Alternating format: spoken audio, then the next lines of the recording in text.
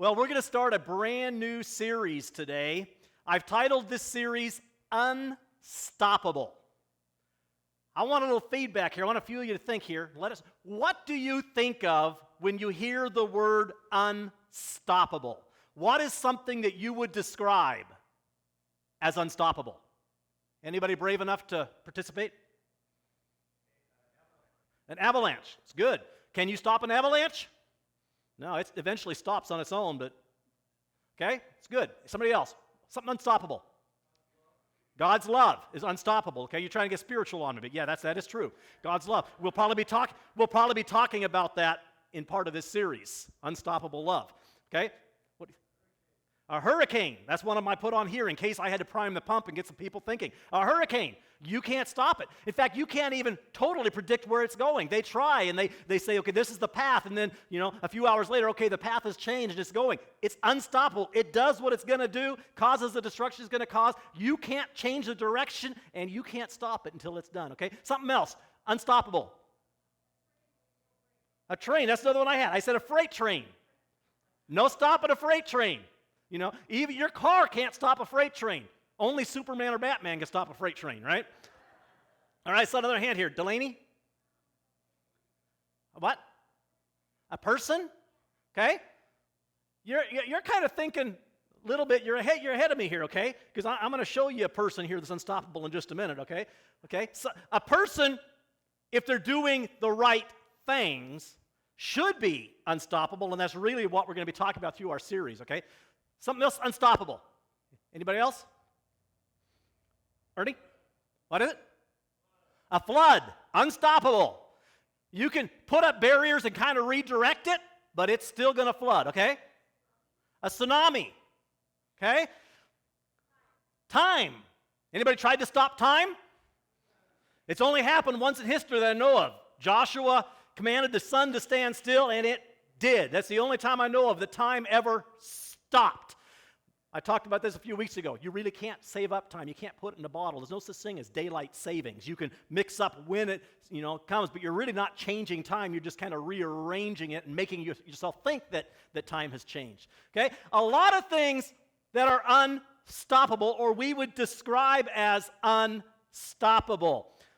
When I first came up with the title for this series, the first thing that popped into my mind was this. Delaney said, a person. Well, not just any person. I wouldn't be able to do that. Anybody else here want to try a chance at that? Okay, but when it came to football, Marshawn Lynch was pretty much unstoppable. You could send your whole defense against him, and somehow he would just keep on going. He could have a guy hanging onto his ankles, and he would just drag him along with him. You could not stop that guy. He just kept going. Well, we've just talked about some things that might be described as unstoppable. One thing I didn't hear anybody say, because really if we stop to think about it, would you describe the church as being unstoppable? Would you describe the American church as being unstoppable? Because actually our whole title is The Unstoppable Church. Jesus designed his church to be unstoppable. In Matthew chapter 16, verse 18, Jesus is talking to Peter, and first Peter made his confession of believing in who Jesus was, and he knew who Jesus was. And so Jesus said, I will build my church. Upon this confession, I will build my church, and the gates of Hades will not overcome it. Essentially what Jesus was saying was that his church, the church that he would build, would be unstoppable. The gates of Hades will not prevail. Hell will not be able to stop my church. But when we look at the state of the church today, especially in America, do we see an unstoppable church? Or do we see a church that for the most part is simply existing? It's stopped making forward progress. There are some countries where Christianity is on the rise. But here in America, The Christian church is dying. Every year, attendance declines more and more. Overall membership in all Christian denominations across the board is down. Baptisms are down. Professions of faith are down. Conversions are down. There are some churches that are growing. But most of the growth in individual churches is not real growth for the overall church.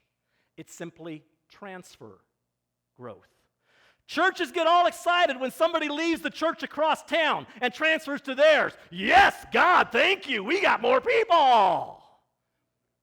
Our church has grown, but has the church grown? We're simply moving people from one place to another. Now, if you look at most of the advertising that's done by churches, who's it targeted at? Why are people leaving one church and going somewhere else? Because we're advertising. We're saying we have a better program. We have a nicer facility. We'll take better care of you. We actually advertise to people who are already part of the church and say, our church is better than yours. Come be a part of our church. Most church ads are put in publications that only church people read, or on radio stations that only church people listen to. I get calls all the time from Christian publications saying, hey, would you like to put an ad in our publication? And I'm saying, no. If I'm going to advertise, I'm going to advertise to people who aren't already going to church. I have no interest in advertising in a church publication. I get calls from radio stations. Will you take out an ad on our radio station? But it's always Christian stations. You know what? I don't think I've ever gotten a call from a secular publication asking me to put an ad in there. And I don't think I've ever gotten a call from a secular radio station asking me to put an ad in. Maybe they've tried it in the past, and they always got turned down by the churches because that's not where churches advertise. Because we want to advertise where we're going to get people, and we're going to get more people by stealing them from somebody else instead of going out and finding our own, right? We want to let everybody know what kind of programs we have, what special services we're hoping or we're having. Hoping that somebody's going to say, oh, that's better than what my church is doing this week. Maybe I'll go try that one. Now, please, if you're one of the new people that has started coming here in the last several months, and hopefully you'll be able to make it to our luncheon next week, and I know some of you have already talked, said you can't be there, that's fine. Please don't hear me say we don't want you here. Okay? We're glad you're here. But if you're going to be here, I'm going to explain that at our luncheon. If you're here, what I need out of you is for you to join with us in the mission of God. Don't just come in because right now ours is a better program than what you had across town. I hope you're joining us because we're trying to be on track with God, trying to fulfill His mission. I hope it's the mission that you're getting behind. I know you're not coming because we have a better pastor. Okay? Maybe we're more loving. We have some pretty loving people here. But those are not the right reasons to go to a church. We go to a church because the church is on mission, and we want to be part of that mission. So if you like our mission, if you don't know enough, come to our lunch or talk to me. I'll share the mission. And if you're on board with our mission, then please keep coming and help us in fulfilling that mission. It's not just churches themselves, though, that are advertising to other Christians. When individuals invite someone to church, who do they typically invite? If we're having something going on, we're having a special service or something, or at Christmas time we do a big push, this is what we have to offer. We say, please invite somebody to come. Who do most Christians invite to come? Other Christians. Hey, why don't you come try my church this Sunday? I mean, we got this special speaker, we got this special thing. We always target those who are already part of the church. If anybody agrees with it, an amen would be okay. If you don't agree with it, that's fine. Don't say amen just to say amen. But, if anybody's agreeing, a little encouragement would help because, some of what I have to say, I know some people may not want to hear, and, so it could help out. Not hearing any amens, just chuckles. Now, why is it that we only invite Christians? Well, part of that is a real simple answer. It's because the longer a person has been in the church, the fewer non-church people they know. All their friends are in the church, either this particular church or another church across town, because we're trying so hard to be separate from the world. We don't know anybody in the world, so if we're going to invite somebody, it's natural to invite those we know. So we invite those who are already there. So if Christianity is on a decline in America, what's happening in the spiritual realm? Does that mean spirituality is dead? Does that mean, is everybody just converting to atheism and no belief in God because the church isn't growing and we're the ones that believe in God? So does that mean people are just becoming agnostics or atheists or something? What is really happening? If the percentage of those who would call themselves Christians is shrinking, then what belief system are people embracing? Is there a religion? Because in some countries, I'm talking primarily about the U.S., okay, because there are some countries where Christianity is on the rise. Okay? In America, it's not. Does that mean Christ's church is only unstoppable in other countries? Or did he want his church in America to be unstoppable too? If in America, the overall church is declining, then is there a religion in the U.S. that is growing? Now, if you're thinking Islam, you would be correct. Islam is on the rise in America. Islam is growing. Christianity is declining. But did you know there is another religion? A lot of us may not consider religion, probably wouldn't think of it. There is a religion in America that is growing at a larger rate, a faster pace than Islam. You know what it is? Wicca. Wicca. Satanism is growing faster in America than any other religion. The worship of the devil, witchcraft, basically paganism. It is on the rise in America. Wicca is currently doubling in size every 30 months in America. Every 2.5 years, the number of those who are worshiping the devil, they're not just another branch of Christianity. They're not even a close cousin to Christianity. They're totally the opposite of Christianity. They are doubling in size every 2.5 years. It is estimated that within the next 20 years, if this trend continues, Wicca will be the third largest religion in the U.S. At that time, they're predicting the numbers are going to be Islam number 1, Christianity number 2, and Wicca number 3. But that shouldn't be. Jesus said that his church would be unstoppable. He said the gates of hell would not be a match for his church. And yet we see the opposite happening in America. Why? Could it be that what we know now as the American church is not really the church that Jesus was talking about? If he said, my church will be unstoppable, but our church is not unstoppable, maybe we're not really his church.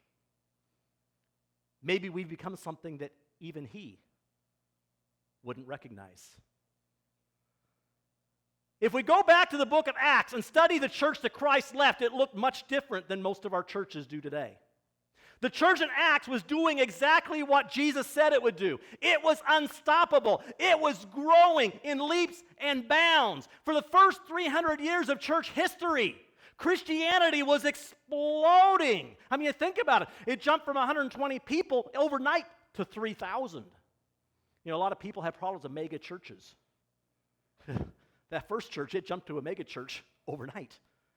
But then it continued. If we read the book of Acts, it says, God added to their number daily those who were being saved, and it spread throughout the whole world.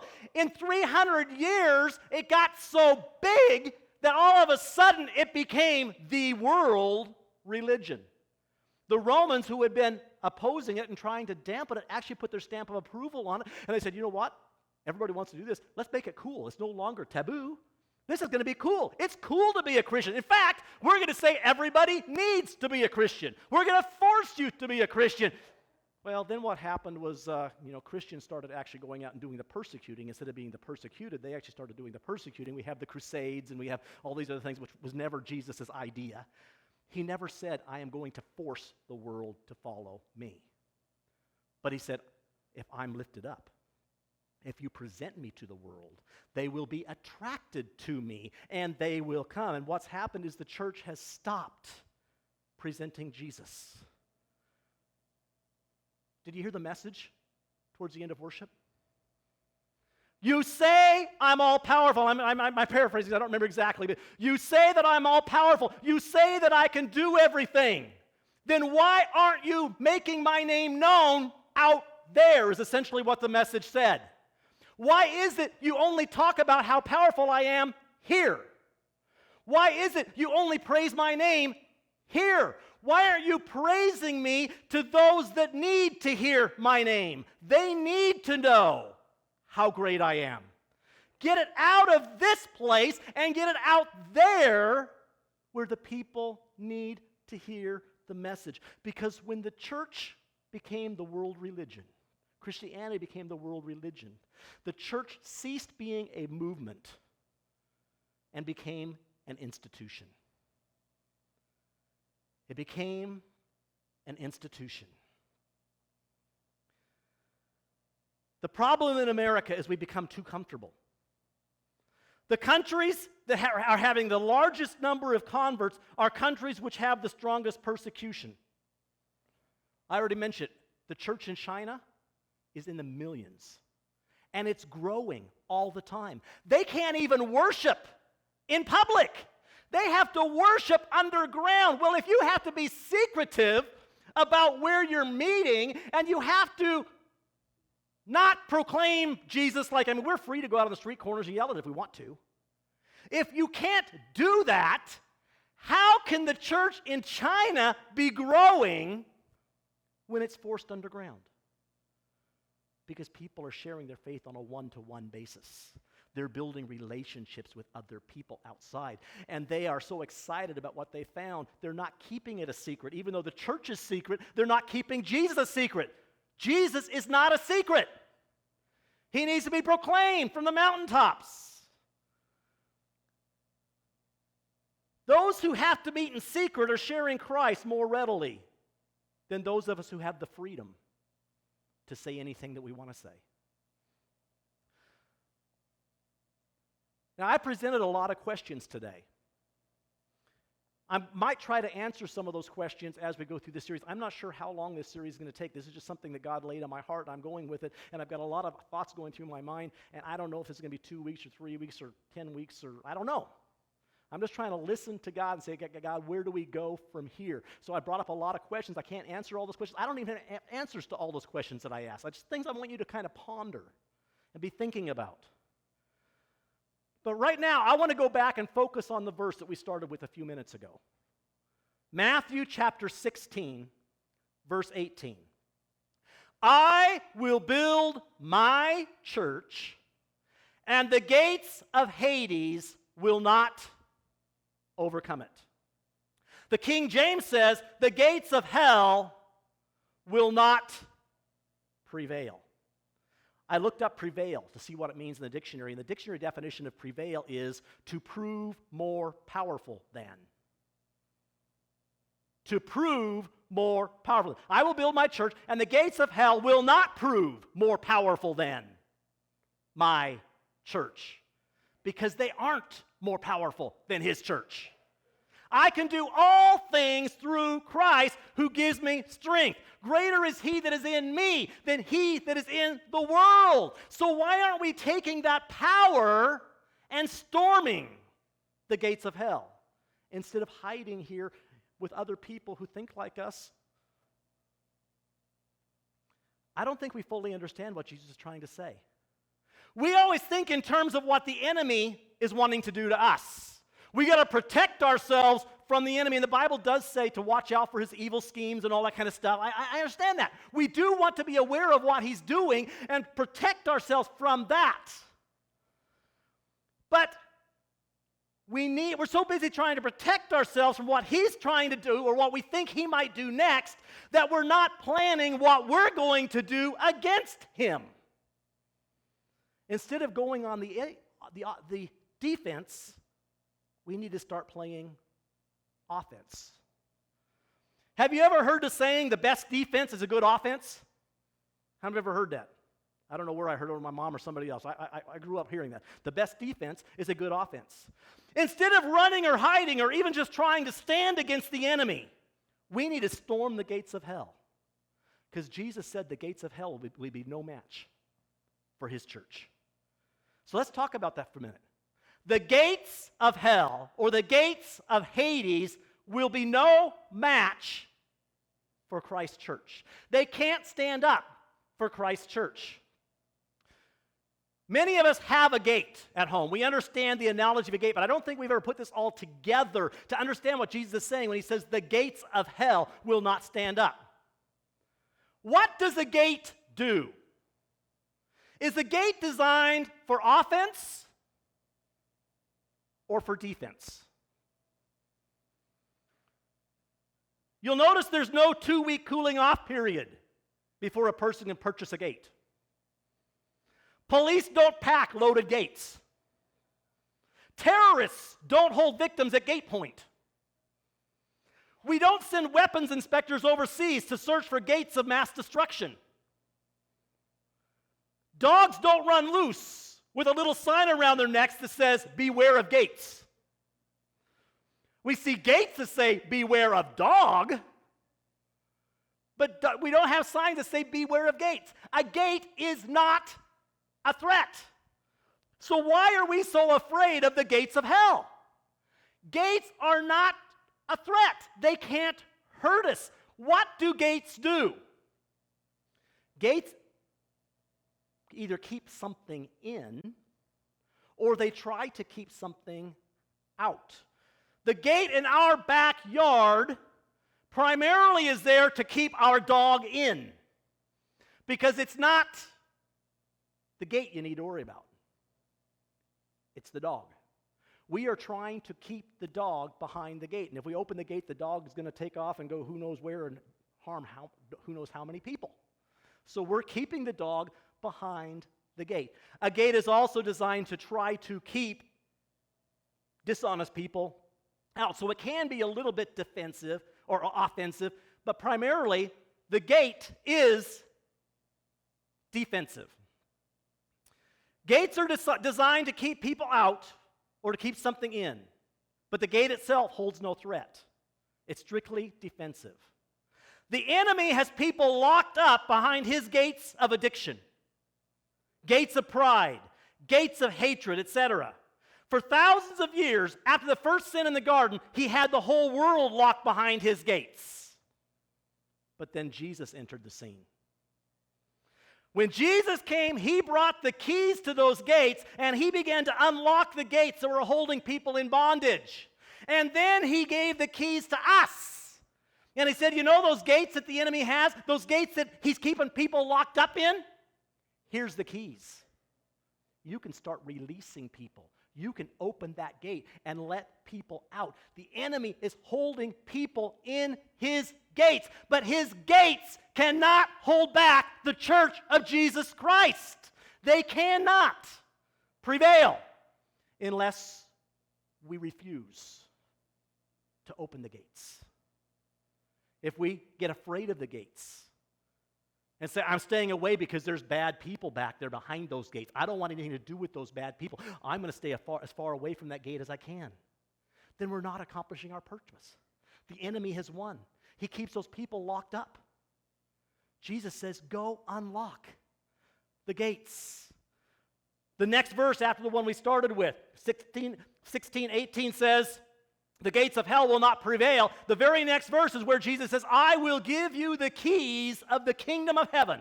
Whatever you bind on earth will be bound in heaven, and whatever you loose on earth will be loosed in heaven. What does that mean? I bind you. You are forbidden to go to heaven. Is that what he's saying? You know, there are probably people we'd like to bind, but if that's the case, we need to pray through. We don't go around binding people. Yet he said, if we bind people on earth, they will be bound in heaven. How do we bind people on earth? By simply keeping them in their bondage. By refusing to do what we have been called to do. We're not the ones actually doing the binding. The enemy has already bound them. But when we refuse to go out and use our key to let them out, essentially we have bound them. We've said they can't make it to heaven because we're not going to let them know there's an alternative. We're not going to give them an opportunity to be set free. Our job is to loose people, to break down those gates, which are no match for us, to set the captives free. Satan already has people bound. That's his job description, to bind them. Our job is to loose them.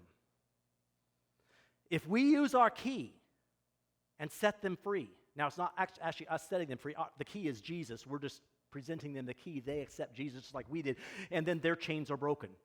They can walk free. And whom the Son sets free will be free indeed. But in order to set someone free, we have to be willing to approach the gates. We need to come close to the things that we've been trying so hard to stay away from. We've been taught for so many years, don't get near that. That's sin. Don't get near it. But what did Jesus do? He left the protection. It would have been so easy for him to say, I'm staying up here. I don't want to get down. There's nasty people down there. I'm not going to get close to those people. I don't like those people down there. But he said, no, that's why I'm going. Because they are in bondage. I am going to touch the untouchable so that they can be set free, so that they can walk in freedom. Instead of the church unlocking gates for others, we've instead built our own gates in an attempt to keep the enemy out. The church has become our safe place instead of our situation room. Do you know what I was talking about when I say situation room? The situation room is the room that the military uses, and they go in and they talk about all the scenarios, and they try to analyze what's the enemy. So we do need to kind of try to keep a step ahead of the enemy. What do we think the enemy's going to do yet? Okay, now what are we going to do to counterattack that? Or where are they where we can go attack them? It's coming up with a plan to go out there and actually do some damage to the enemy. But instead, the church has become our safe place where we're going to come, we're going to lock the doors, and we're only going to let the people in who think like us, talk like us, dress like us, smell like us. We messed that one up. The church has become our safe place instead of our situation room. Another analogy, maybe some of you understand better. This is our locker room. This is where we come to analyze the previous part of the game and say, how can we do better the second half? But we don't stay in the locker room. We get out of the locker room and go back out to the field and then use the strategies that we've come up with during the pep talk in the locker room. We gather for encouragement, for training and motivation. And then we get back into the war or back into the game and storm the gates of hell. Christ's church was designed to be on the offense more than it's on the defense. We do play defense, but we do offense more often than we do defense if we're truly his church. Now, some of you, again, I'm giving you a war analogy, I'm giving you a football analogy. Some of you might understand the football analogy better. At any given time, a team is either on the defense or the offense. You can't really do both at the same time. You have your defensive team that goes out when we're defense. You have the offensive team that goes out when we're offense. You are either one or the other. If we're playing defense, who's playing offense? Whoever's playing offense has the potential to score. The best way to keep the devil from scoring is to keep him on the defense. He should be afraid of us instead of the other way around. We made it so easy for him to have his way with the world because we've just come back and said we're going to protect ourselves from him. He can do whatever he wants. He can score as many points as he wants because we're afraid of him. Instead, we need to start going after him because when he's running, he's not a threat. And the Bible says at the name of Jesus, demons who work for who? The devil. If we go out, like the prophecy said earlier, if we go out of here and proclaim his name out there, the devils will start to run. They will no longer be on the offense, they will be on the defense. And Christ's church will start doing what he designed it to do. His overall church will begin to grow. The devil is no match for the church if the church is doing what God designed it to do. We, the church, have been held hostage at gate point for far too long. It's time for us to stop being intimidated by a gate. It's time for the devil to start watching his back instead of the church watching theirs. I saw, I think it was on Facebook, a meme on there. It said, I want to be so full of the Holy Spirit that when I wake up in the morning, the devil says, look out. He's awake. I want to be so full of God that the devil trembles when I wake up in the morning because he knows I'm not coming to hide. I'm coming to do some damage. I'm going to storm the gates of hell. Can you imagine what would happen if the Seahawks decided to bring only their defensive unit to play the next game? Say, hey, you guys just stay home. We're not planning on scoring anything anyway, so we're only going to take our defensive team. You can't win a game like that. You can't win a game unless you're playing offense. Defense doesn't score. Well, okay, sometimes they do. That's not typical, though. Sometimes they just get lucky. If the church is doing what Jesus commanded to do, then the devil's only option is to play defense. He has already been defeated. But he's going to keep holding on and trying to give the illusion that he's all-powerful. We don't need to be afraid of him because he has no control of those living outside of his gate. He only has control of those that he's still got in bondage. He has no control over us. We have been set free. We don't need to be afraid of him. He can't control us. We can willingly give in to him if we want to, but if we're on our guard and if we're following Jesus Christ, he can't control us. He controls those that he still has. But those gates that he's holding them behind can be easily torn down by the true church of Jesus Christ. The devil strives to hold on to all who live inside his prison. Why are we so afraid to leave the church house and go to the jailhouse? Why are we so afraid to share our faith when there are so many people who are dying to hear what we have to offer? Yes, there will be some people that will reject. There will be some people who may criticize and make, you know what, they did that to Jesus too. It didn't keep Jesus from doing what he's supposed to do. Jesus said, you can take it or leave it. I'm going to tell you the truth. And if you want to accept the truth, you will be free. They shall know the truth. You need to insert a little line in there. And if they accept the truth, they will be set free. But unless they hear the truth, there is no way that they can be set free. Why are we so afraid to share our faith when there are so many people that need what we have to offer? Why is it we only talk about Christ when we're with people who already know him? It's easy to talk about him here in this room, isn't it? Because everybody else is talking about him too. But people here don't need to know how great he is. They already know how great he is. It's the people out there. Paul in Romans chapter 1, verse 16 said, "For I am not ashamed of the gospel, because it is the power of God that brings salvation to everyone who believes. It's time for us to not be ashamed of the gospel and start proclaiming the gospel. Are we afraid that people will dislike us or try to harm us? That's what Satan wants us to think, and as I already said, some people will be offended. Some people won't like what we have to say.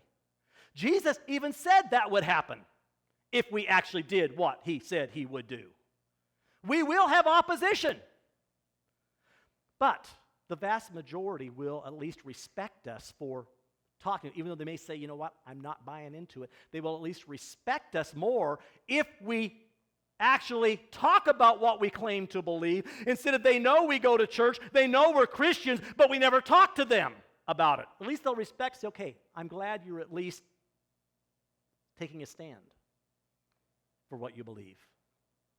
Most people in the world know that something isn't right in their lives. They just don't know how to fix it. We have the answer, but we refuse to give it to them. No child has ever said, when asked what they want to be when they grow up, I want to grow up to be miserable, hopeless, and lost. No child has ever said that. And yet many of them grow up to be exactly that, miserable, hopeless, and lost. No child has ever said, when I grow up, I want to be a meth addict. I want to be a child molester. I want to be a wife beater. I want to be a deadbeat dad. No child ever says that. Yet many of them grow up to be exactly those things because nobody has given them an alternative.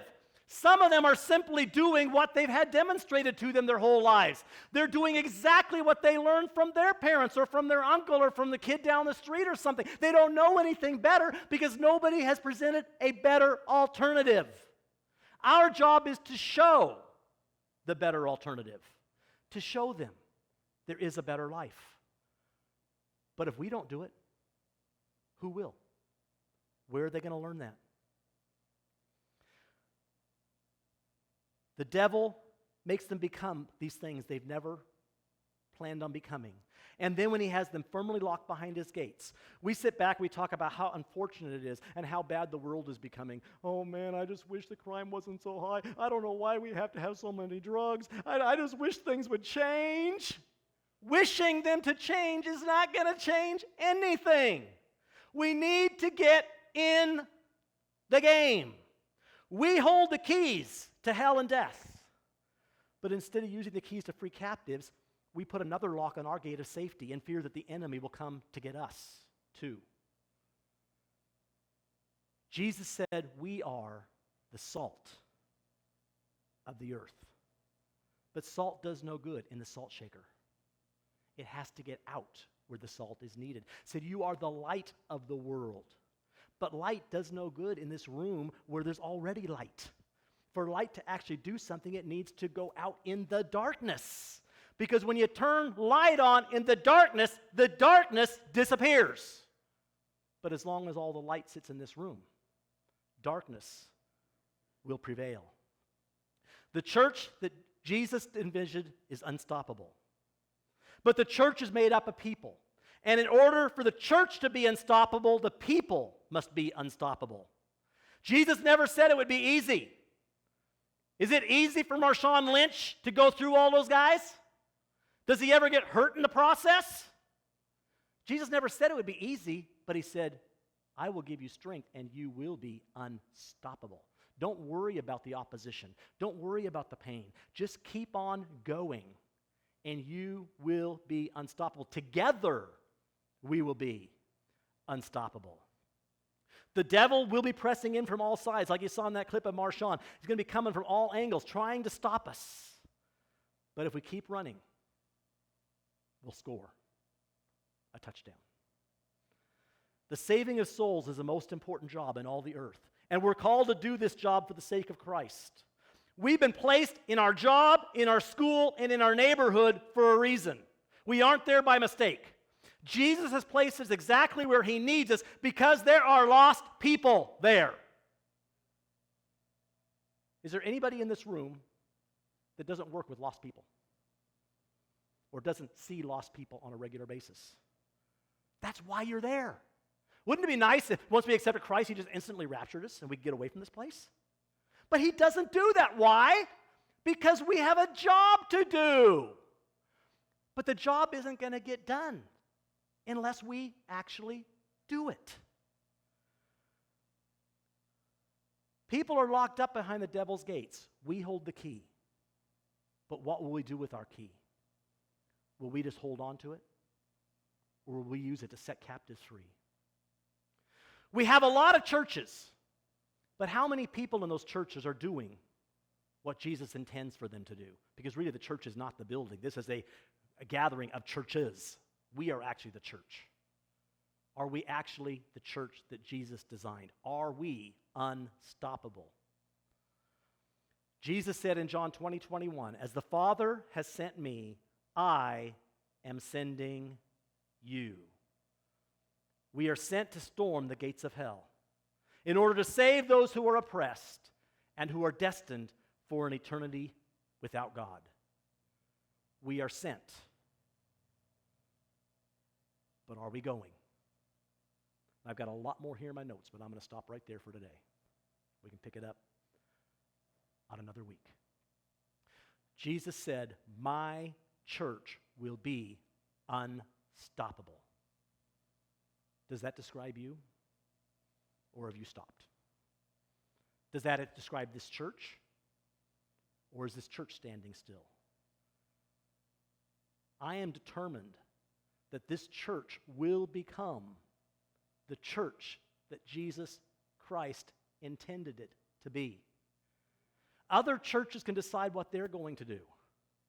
You know, and if you want a comfortable place where you can just sit, I probably shouldn't say this, but I'm going to.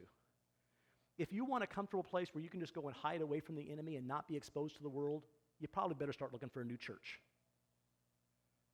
Because as long as I'm pastor here, and if you guys don't want me for pastor anymore, you can decide that too. There are channels for that.